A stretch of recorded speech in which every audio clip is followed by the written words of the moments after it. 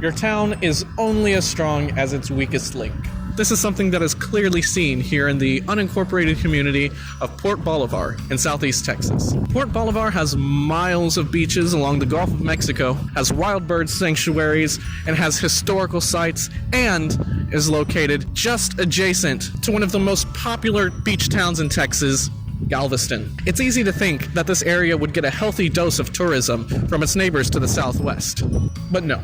The reality is that Port Bolivar is not growing, but shrinking. Many residents left town after Hurricane Ike decimated the area in 2008, seeing no real reason to rebuild. So why is it that this area sees so little tourism for being neighbors with an area that was once the most populous city in Texas? The answer lies in Port Bolivar's connection with the rest of Texas. Bolivar is a peninsula, so it technically doesn't need any sort of special infrastructure for people to get to and from the mainland. But herein lies the problem. The side of the peninsula that is connected to the mainland is nothing but miles and miles of countryside. The tip of the Bolivar Peninsula is closest to Galveston in Houston, where most of the tourists come from. Thankfully, there is a solution to getting from Port Bolivar to Galveston and back. Prior to 1934, there had been a few private ferry companies operating a route between Galveston and Port Bolivar. But that year, the Texas Department of Transportation began operating a free ferry service between the two towns. The route is a 15-minute or so ride from a ferry landing on the harbor side of Galveston to a landing just outside of Port Bolivar, which is nearby to free access beaches, a historic lighthouse, bird sanctuaries, and a military fort dating all the way back to the Spanish-American War. Houston Transtar operates TxDOT's 5 ferries, each named in honor of someone important to TxDOT's history, and painted to represent different universities across the state of Texas. Nicknamed Floating Highway 87, the ferry has become an important link to both locals and people that are traveling along the upper Texas coast. The ferry is not without its own issues, though.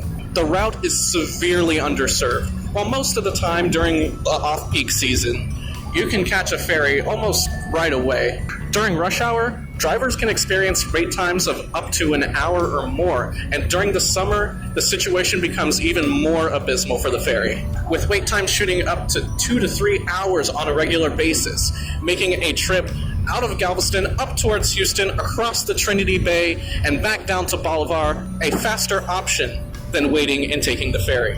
Wait times are posted hourly on the ferry's Twitter page, but these are often underestimated and inaccurate. In the early 2000s, TxDOT proposed a solution to upgrade and even replace the ferry because it was already at capacity at this time. Several different plans were brought forward, including expanding the current ferry service, building a tunnel underneath Galveston Bay, or building a bridge over the same area. They decided not to expand the current system because ferries have inherent issues in rough seas, so the ferries cannot be relied on in the event of a hurricane evacuation.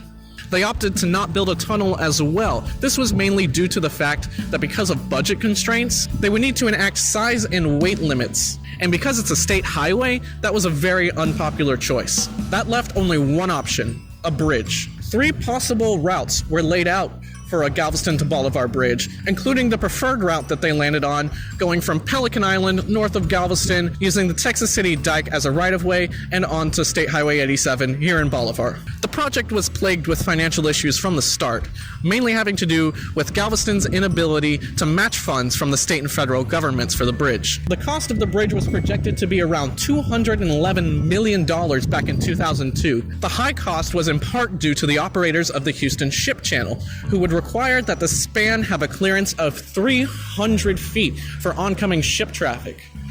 For reference, the highest bridge over the Houston Ship Channel today only has a clearance of 178 feet.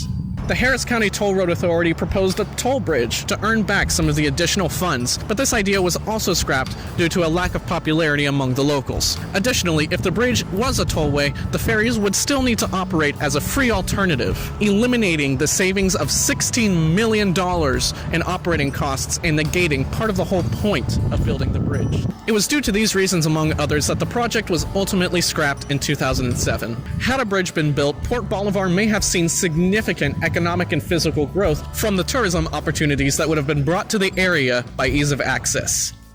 Today, though, waiting for the ferry is just too much of a hassle for most tourists. And Galveston's beach reclamation projects in recent years have made it even more enticing for visitors to stay on the island. As the Texas coast continues to grow in population and popularity, a solution to replace the ferries may be needed soon. Maybe then, Port Bolivar will have a heyday of their own.